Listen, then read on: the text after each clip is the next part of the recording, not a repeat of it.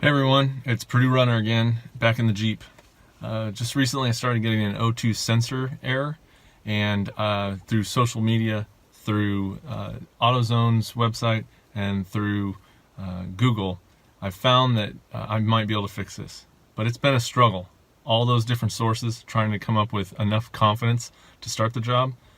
I've found some things. This video will share those things, and hopefully you'll be able to do the same fix for your Jeep. So let's get started.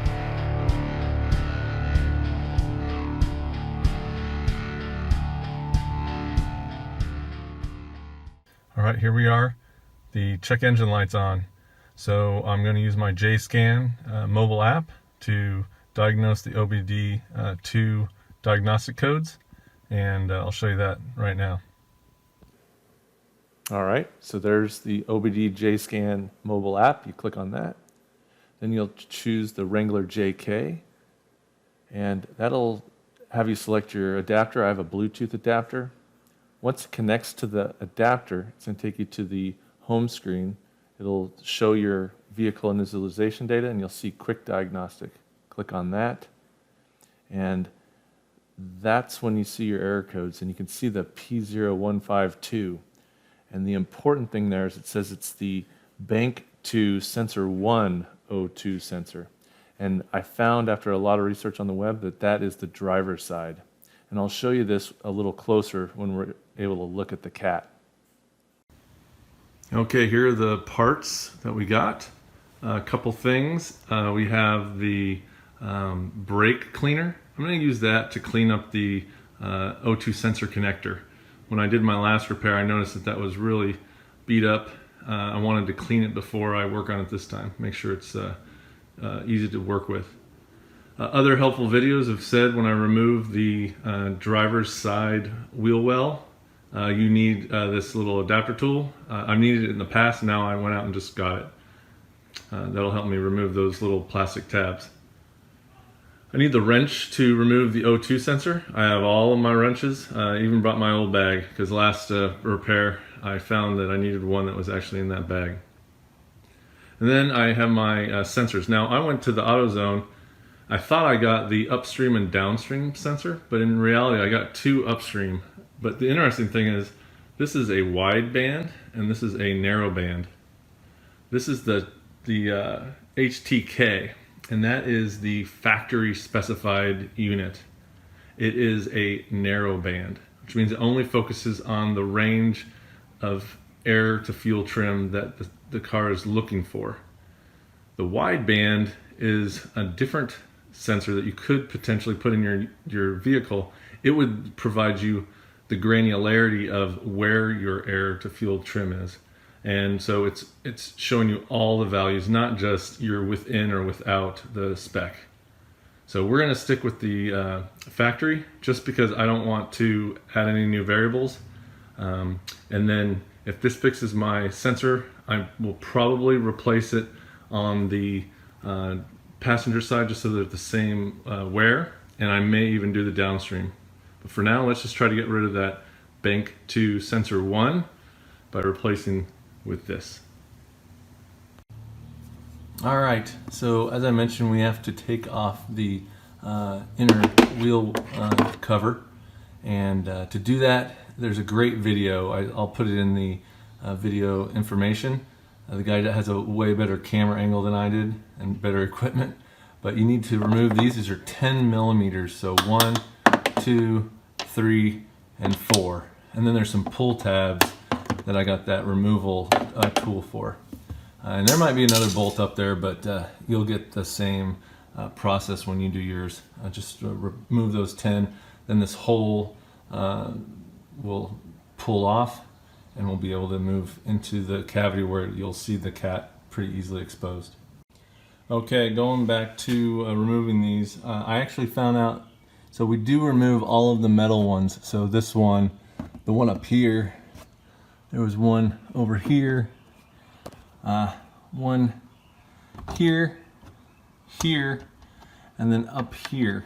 And then there's some plastic ones that you need to remove, but not as many. I removed some over here, and that actually is holding this into the other assembly. So I would suggest removing the 5 metal screws.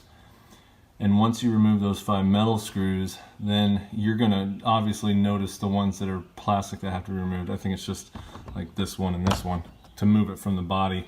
They all came out with that tool easily, so I won't have to replace any of them, but I'll put them back in before I put this large body back. But yeah, it should pull back nicely and just let me get access now that I've removed all the metal bolts. Okay, so I made a decision here. It obviously detached cleanly, but you see you have your left fender light cable. I don't like those connectors. I'm sure there's a quick disconnect, but it's not working. I cleaned it with some brake cleaner, and it's still just, I don't want to snap it. But if you look in here, you have complete access to what we need to work on. So, excuse me, if you look, there's our catalytic converter. And if I get my little pointer here, right there is the downstream sensor. And then if I move around this bracket here, right there is the upstream sensor we're going to remove, sensor 1. So very accessible. So again, better angle here. We have right there is down further into the catalytic converter, so that is the bank 2 sensor 2. And up there at the top, before the air gets into here, the exhaust, that is sensor 1. That is giving me my code. So let's check it. Okay, so I used an adjustable wrench because I didn't have, it wasn't 21, I think it's 7/8, but it opened real easy, unscrewed. So I use that just to break it. And then you can screw this out by hand, and then you'll be able to get this out. I'm going to work on the cable now so that it'll twist easier. But yeah, simple to release it. Well, I thought it was going to be seized, but it released easy. Okay, that came out so easy. Even the connector. This connector is way better than the Jeep connectors. So it just, as you press it, it disengaged easily. But look at, hopefully this is an indication of a tired 120,000 mile O2 sensor. Hopefully it's not that the upper part of the engine's screwing it up. But you know, I'm gonna try this. This is my new one. I'm gonna leave the cap on until I stick it in. It has a new thread on it. And we should be good to go. So let's try it out. So this is the installation instructions that came with the part.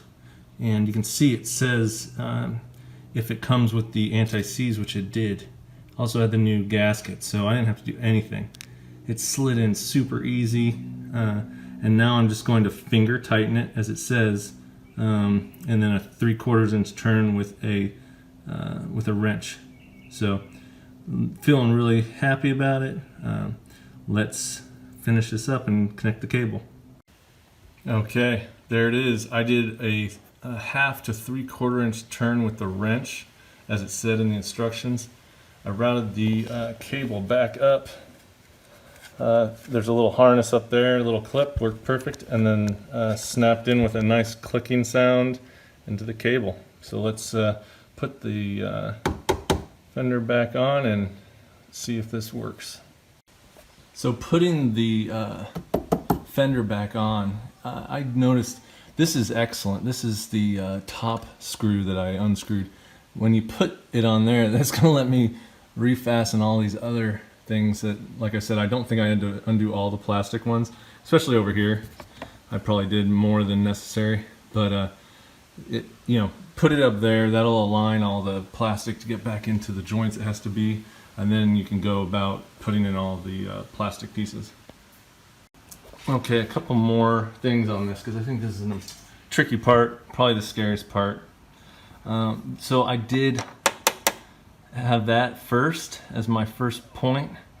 When I put that in, I was able to figure out where all the other things aligned. The second one was over here. There's a little tab here, and when you slip this plastic back over it, it slides in nice and snaps in. So that's another good indicator. Then you can see your fender light has a little channel there, so you can see that that's going to slide up there. And then all my other points are lining up. So I'm going to take it slow and do one at a time. But and then I obviously on the hood here, I needed to make sure this was out of the way. I made sure that the pieces that snapped in as best as possible. Okay, so I fastened all those metal. There's 1, 2, 3, 4, 5. Just like all the other videos said. So 1, 2, 3, 4, 5. Those are the key ones. And then I have all these plastic guys that I popped out. And now I'm going to go in and there's some over here and over here. Like I said, I think I did those unnecessarily. So, but we're really close, and as you can see, it's nice and sealed back to the body of the Jeep. All right, all back together. That was pretty darn simple. So I need a 10mm adjustable wrench and that little popper. If I had not been pointing things out, this would have been even quicker. So let's reconnect the battery, power up, see if PURDURNR gets back in the game without that silly sensor on. All right, so this is the moment of truth. Got the keys. We're gonna fire it up. Let's see what happens. First, let's hope it just starts. All right, new starter works. No engine light. Let me give you a bird's eye view of this. So there we are. Been on for 20 seconds. No engine light. Used to come on immediately. So let's get the OBD JScan up and clear some of those codes and make sure we'll drive around and make sure it doesn't come on when it gets to normal temperature. All right, so this is the OBD JScan app. It's in horizontal mode now. You can see it's already in quick diagnostics. We hit the button, no error codes. It's great.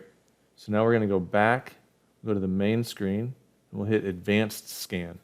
This is going to test all of the tests available for the Wrangler JK and see if there's any codes. We just don't want to see any with the O2 sensor.